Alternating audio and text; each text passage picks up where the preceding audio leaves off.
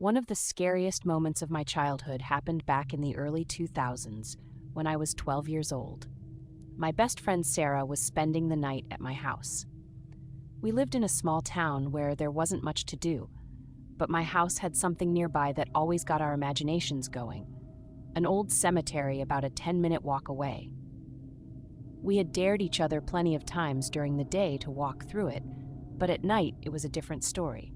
The cemetery was massive, with iron gates, uneven tombstones, and big oak trees that seemed to block out any moonlight.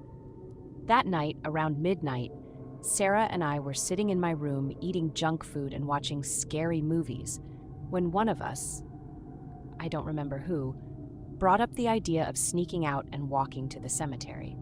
We were both nervous, but being 12 and trying to act brave, we hyped each other up until we actually decided to go through with it. We slipped out the back door as quietly as we could. The air was cold and damp, and there was a heavy fog that made it feel like we were stepping into another world. Our shoes crunched on the gravel road as we made our way down the street, whispering back and forth about how creepy this was. When we finally reached the gates, Sarah pushed one open, and it made the loudest screech I'd ever heard. It was like the cemetery was warning us not to come in. We looked at each other, laughed nervously, and stepped inside anyway. The place was silent. Not the kind of silence you get at home with the TV off, but a suffocating silence where even the crickets seemed to stop chirping. We walked between rows of headstones, reading the faded names and dates, daring each other to go farther into the fog. I remember how the mist clung to the ground like a blanket. That's when we heard it. A sound so faint, we both stopped at the same time. It was a woman's voice, soft, broken, weeping. At first we thought maybe someone else was in the cemetery, someone visiting a grave. But then the crying grew clearer, echoing through the stillness. It sounded like it was just a few rows away from us. We froze, listening. And then, through the fog, we saw her. A woman kneeling in front of a gravestone. Her head was bowed, and she wore this long, old-fashioned black dress with a dark veil covering her face. Her shoulders shook as she cried.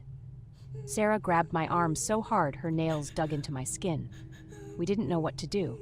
Part of me wanted to say something, but the other part told me not to. Something about her didn't feel right. And then, she stopped. The crying cut off mid-sob, and the whole cemetery fell silent again. The woman slowly started to rise to her feet. Her movements stiff and unnatural. We couldn't see her face, but we could feel her looking at us through that veil. That was enough. We bolted. Neither of us looked back as we tore out of that cemetery, the sound of our footsteps bouncing off the headstones.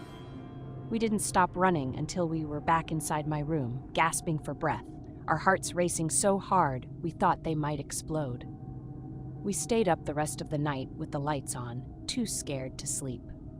The next morning, after we calmed down a little, we told my parents what had happened.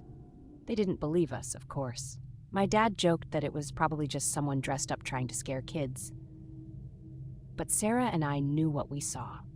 Later that day, we actually went back in the daylight, dragging my older brother along with us because we were too scared to go alone. We retraced our steps, and sure enough, we found the same grave the woman had been kneeling in front of. The stone was cracked and almost unreadable, but we could still make out the name and the date. The person buried there had died in 1894, over 100 years before. Sarah and I just stared at each other. I don't know what we saw that night. Maybe it was a ghost. Maybe it was something else entirely.